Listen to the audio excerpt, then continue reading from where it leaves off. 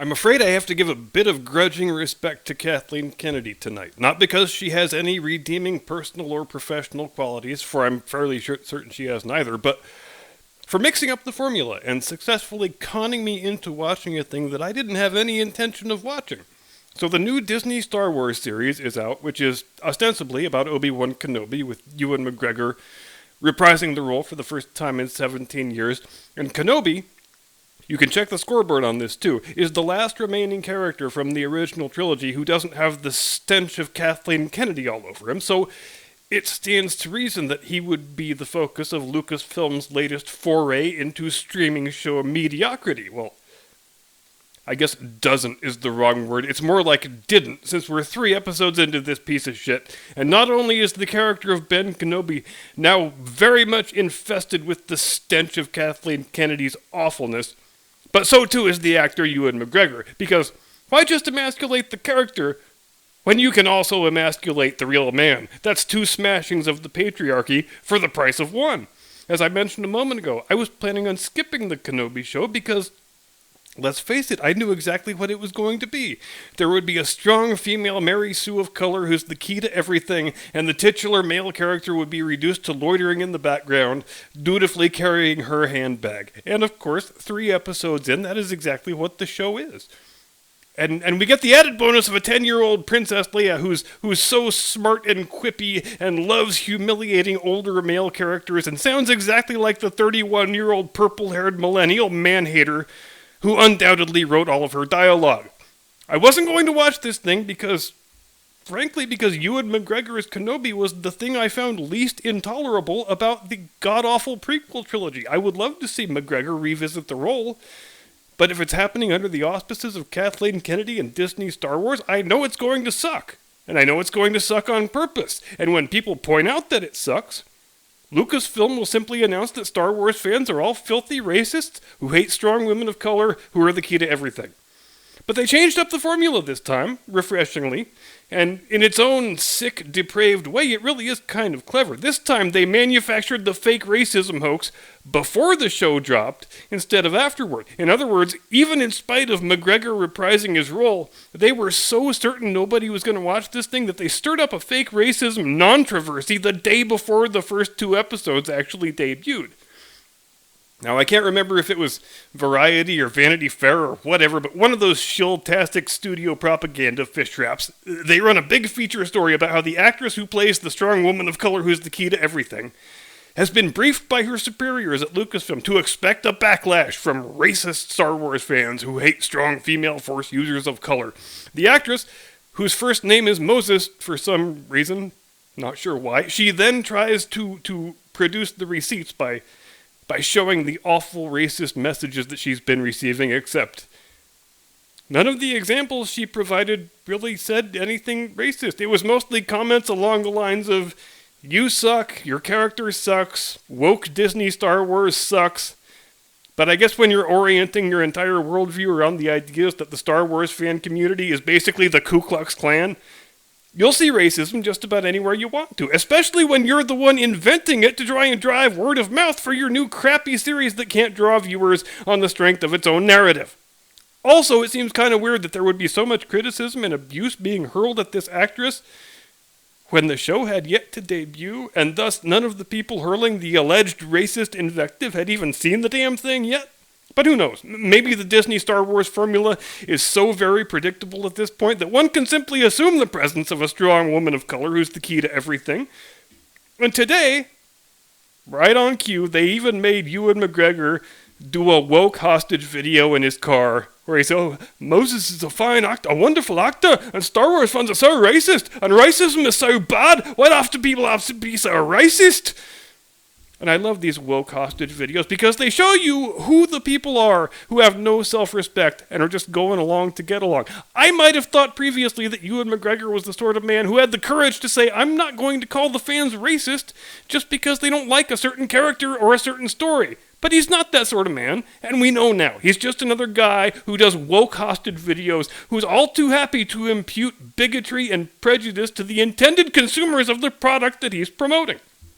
And Kathleen Kennedy, for successfully reeling me in to watch the first 2 god-awful episodes of this filmic abortion just because I wanted to see how insufferable the new strong woman of color who's the key to everything is? I say job well done. I will give you a half-hearted hat tip for this effort, which is more creativity than you have ever displayed in your life previously, so you may go now. Jim Eagle, in Kathleen's honor, I feel like the Imperial March tonight. Can you help a brother out with that?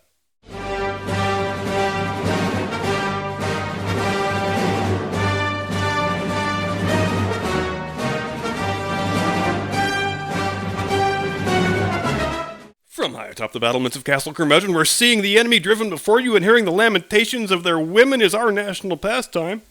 Good evening, Mr. and Mrs. America, and all ships at sea. Welcome to the program. I am your eponymous host and humble servant.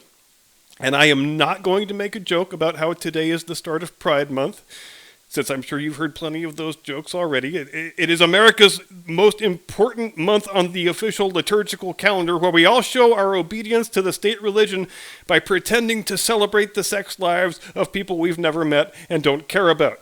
Instead, I will point out that today is the 80th anniversary of the Battle of Midway, the greatest and most decisive victory won by any naval force in the history of the world, when the U.S. Pacific Fleet, less than half a year removed from being decimated in the attack on Pearl Harbor, sent 4 enemy characters to the bottom of the sea and turned the Imperial Japanese Navy in the space of 1 afternoon from an aggressor into a spent force. The men who won that victory, the few who remain, are in their late 90s or over 100 now. If you have the chance to thank one of them, do it. Not just for getting that win, but also for surviving the battle by 80 years, because those are both great feats of badassery that warrant honor and recognition. And you know what else I can tell you about those few remaining Midway vets? I can tell you each one of them is probably more lucid and more competent than the current president of the United States, and would likely do a better job in that role than he currently is. Sometimes it's a fun game trying to figure out which decade Joe Biden thinks he's speaking from when he dials up something from his rusty old memory banks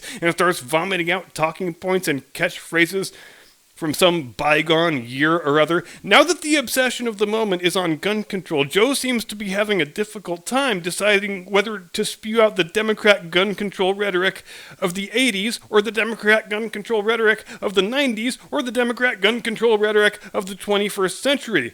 Because they're all vastly different things. And look, I can see how it would be confusing for a guy with advanced dementia, because from decade to decade, the Democrats have often sung from completely different hymnals with regard to gun control, and now Joe seems to be attempting to sing from all of them at once. And so, no big surprise here, he has wound up saying a lot of pretty comically incoherent things this past week. I think my favorite of which was when he first announced that a 9mm round is large caliber, and then he confidently asserted that it can blow the lung out of the body.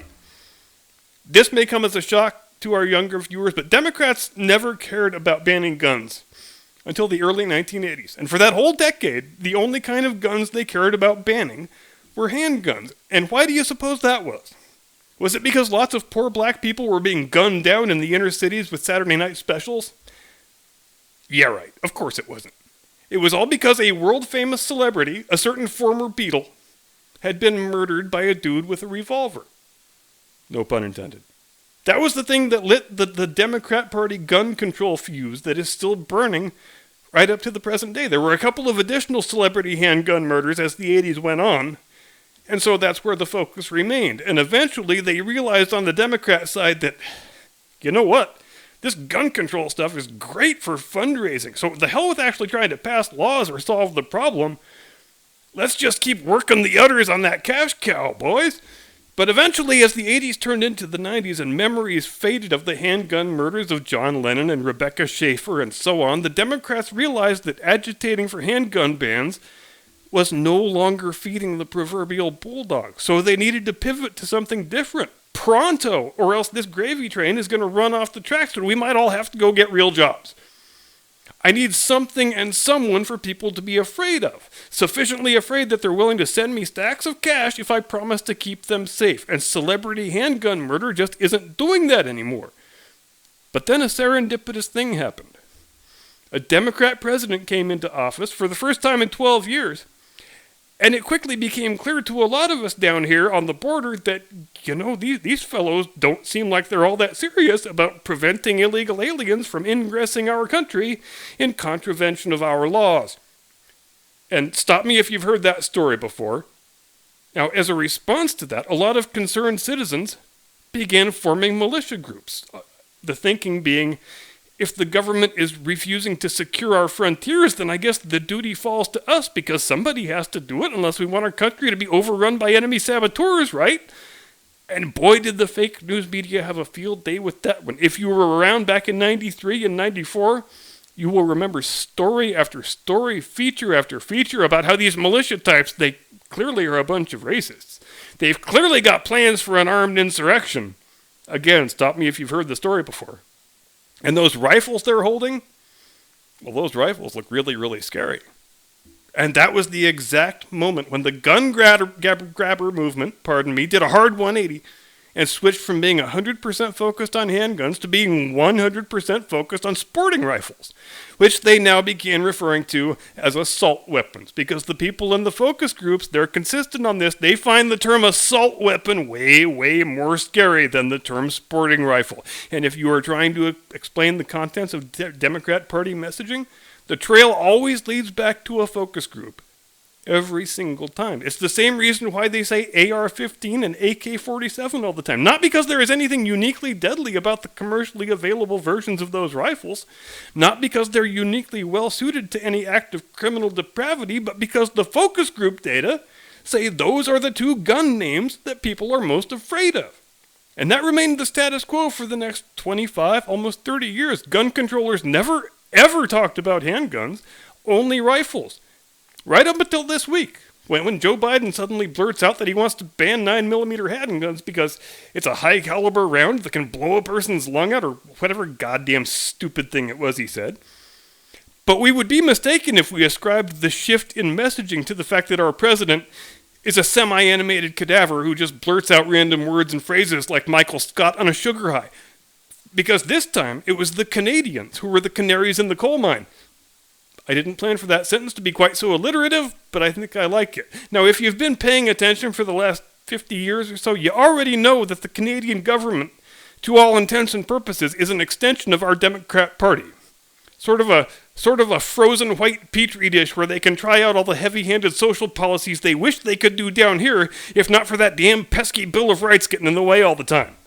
So I believe it was yesterday morning, Tuesday the 31st, when Canada's black-faced cultural appropriator beta cuck of a Prime Minister, the Right Honourable, right smarmy, right sleazy Justin Trudeau, stood before the House of Commons and announced, in that inimitable manner of speech he possesses, where he sounds like a gay phone sex operator who's insecure about his job performance, where every sentence trails off into a whisper like you're a little kid on the street and he's a man in a windowless van and he's trying to earn your trust, that Canada is going to institute a blanket ban on the purchase, transfer, and importation of all handguns, period. Which, when you don't have a Second Amendment, you can make announcements like that and nobody can do a damn thing about it.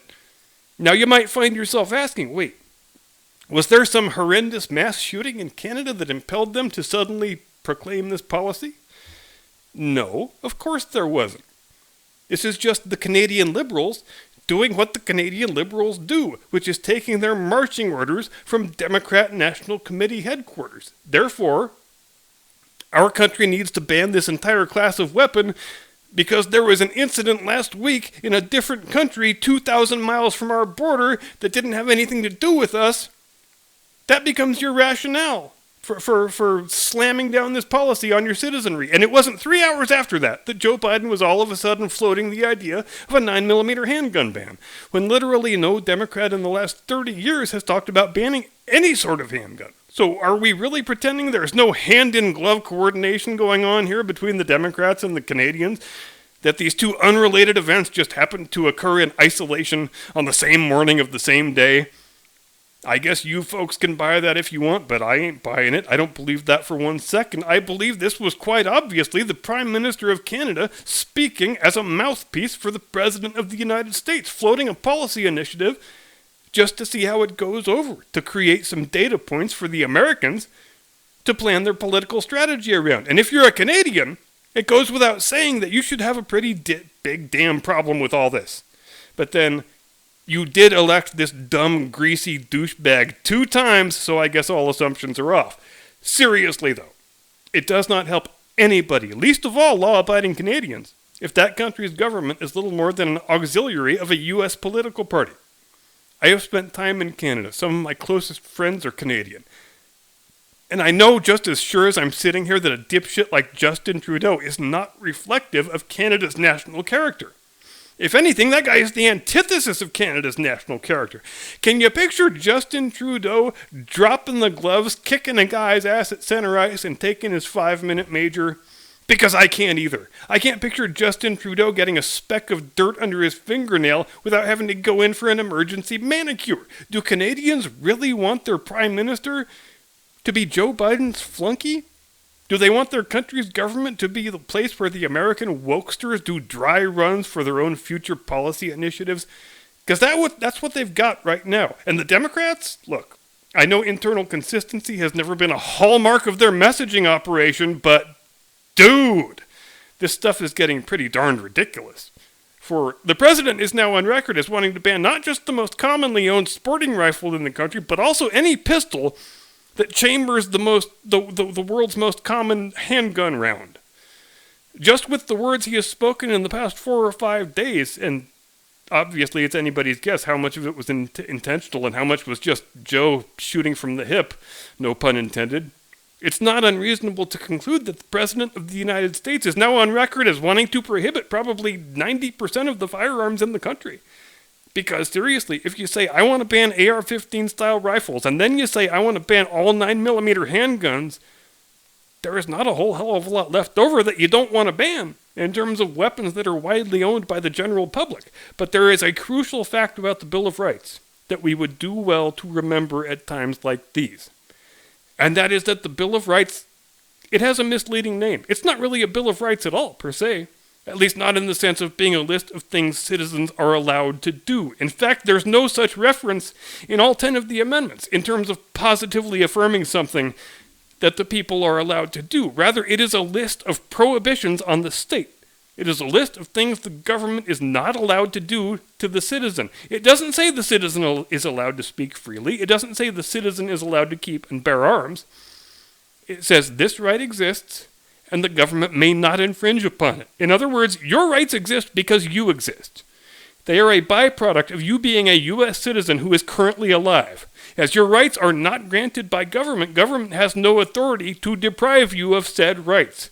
Government's most solemn obligation, according to the words of our national charter, and handed down from one generation to the next for 233 years now, is the maintenance and preservation of the rights the citizen enjoys by virtue of being an American. It is the best and most resilient thing about our form of government.